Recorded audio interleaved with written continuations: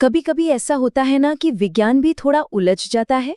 मतलब जब एक सीधा साधा एक्सपेरिमेंट बिल्कुल वैसे काम न करे जैसा उसे करना चाहिए।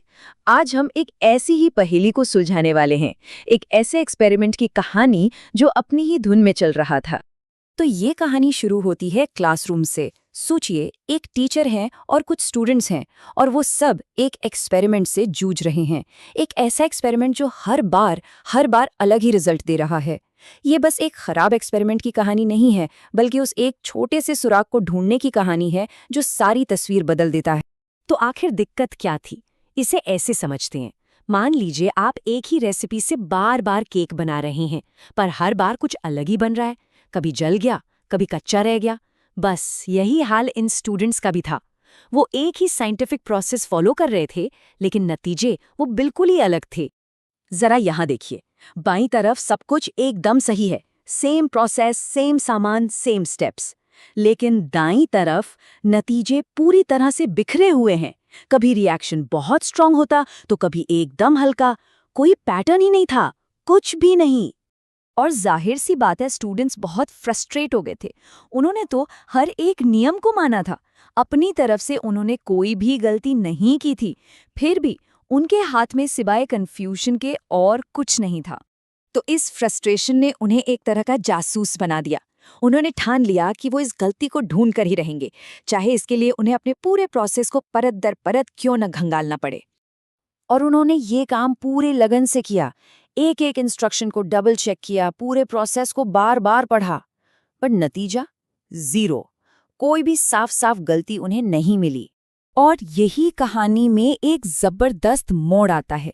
टीचर ने एक ऐसा सवाल पूछा जिसने सबको सोचने पर मजबूर कर दिया। प्रोसेस तो नहीं बदला था, लेकिन क्या कुछ और था जो बदल रहा था?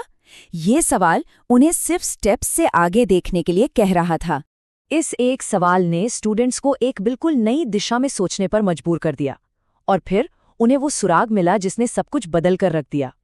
एक स्टूडेंट ने नोटिस किया कि सुबह सुबह किए गए एक्सपेरिमेंट्स में रिएक्शन हल्का होता था, जबकि दोपहर में किए गए एक्सपेरिमेंट्स में रिएक्शन काफी स्ट्रांग होता था।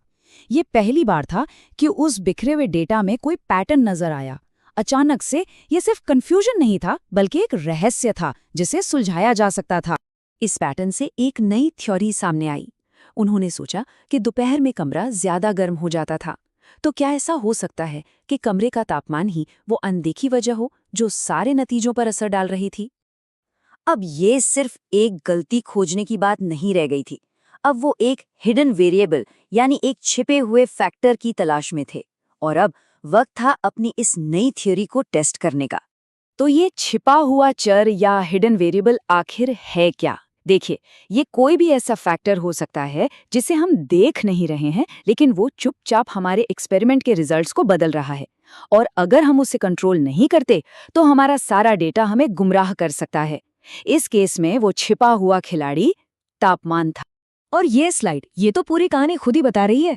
जब तक तापमान ऊपर नीचे होता रहा, नतीजे भी बिखरे हुए थे। लेकिन जैसे ही उन्होंने तापमान को एक जैसा रखा, कंट्रोल किया, मानो जादू हो गया। रिजल्ट्स बिल्कुल साफ और एक जैसे आने लगे। वो पल सच में कमाल का रहा होगा। इतनी निराशा और कंफ्यूजन के बाद आखिरकार डेटा कुछ कहने लगा था। उसका कोई मतलब निकल रहा था। अब वो सिर्फ बेतरतीब नंबरों का ढेर नहीं था, बल्कि एक साफ पैटर्न दिखा रहा था। ये कहानी असल में सिर्फ एक साइंस एक्सपेरिमेंट के बारे में नहीं है। ये भ्रम से समझ तक के सफर की कहानी है। एक ऐसी कहानी जो हमें गौर से देखने और चीजों को कंट्रोल करने की ताकत के बारे में सिखाती है। तो इससे सबक क्या मिलता है? पहला, डेटा पर हमेशा उसके आसपास के माहौल का असर पड़ता है। दूसरा, छिपे हुए फैक्टर्स को खोजने के लिए हमें बहुत ध्यान से देखना पड़ता है। और तीसरा, भरोसेमंद नतीजे पाने के लिए उन फैक्टर्स को कंट्रोल करना बेहद जरूरी है। आखिर में यही सबसे बड़ी सीख है। जब हम सिर्फ प्रोसेस फॉलो करने से आगे बढ़कर अपने आसपास के माहौल पर ध्यान देते हैं और उसे कंट्रोल करते हैं, तभी हम एक उलझे हुए एक्सपेरिमेंट को एक ठोस सबूत में बदल सकते हैं। और हम इस चर्चा को इसी दमदार सोच के साथ खत्म करते हैं। सिर्फ ये जानना कि कुछ हुआ, ये तो बस जानकारी है, लेकिन ये समझना कि वो क्यों हुआ, असली ज्ञान तो वही है। अगली बार जब कोई चीज समझ ना आए तो याद रखिएगा, शायद कोई छिपा हुआ फैक्टर है जो बस खोजे जाने का इंतजार कर रहा है।